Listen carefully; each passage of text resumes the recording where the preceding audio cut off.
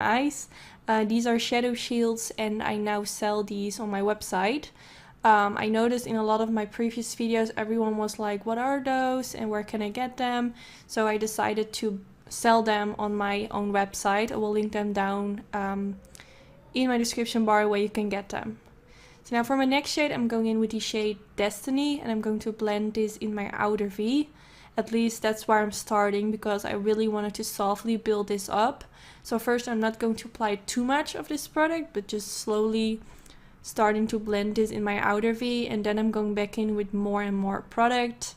And then I'm also going to take it a little bit more higher towards my crease. But first I'm just focusing in this part and then I take it up higher. And the brush that I'm using is by Anastasia Beverly Hills. It's their blending brush. So now I took it way more higher. But yeah, I always like to start with less product. So now I'm going back in with the edge eyeshadow and I'm going to blend a little bit more of that around the edges because I did find it to look a bit harsh. So I'm just going all around the crease area. Now I'm going in with the shade Electric, and I was really excited to try out this shade because in my previous video I swatched it and it didn't came out really nice.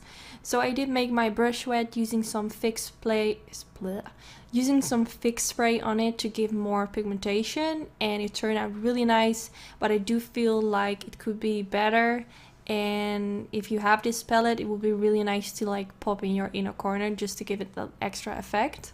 So now I'm going in with this bronzy shade and I'm using a wet brush again, and I'm going to softly blend this on top of the Electric shade to make these shades melt into each other, and just making dab motions on the eyelid to get as much pigmentation as possible.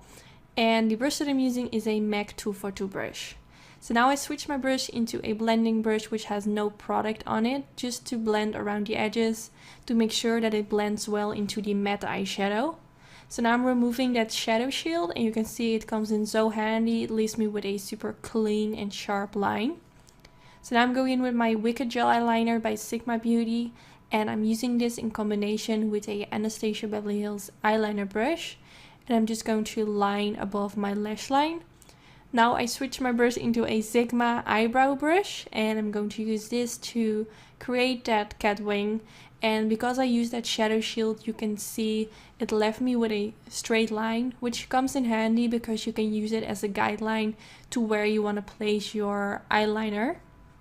So that's really nice if you struggle with creating a straight line or something. And on top of that, I went in with the Liquid Liner by NYC. Now I'm going in with the Marc Jacobs Blacker Highliner Pencil, and I'm going to apply this all over in my waterline. Also, I'm going to apply this on the waterline underneath my upper lashes to make it extra smoky. So now I picked up this The Balm palette and I'm using the black eyeshadow. You can use any black eyeshadow. This was just the palette that was laying near me, so I needed a black shade, so that's why I used this. So I'm going to apply this underneath my lower lash line, also slightly on top of my lash line, so there's no skin showing through anymore. I wanted it to be like super black. And then I'm going to blend that out using the Edge eyeshadow. And I'm using a very tiny blending brush from Boozy Shop, I believe. And I'm just going back and forth. And it was really funny to see that when you blend the black shade with this yellow shade, it turns in a sort of green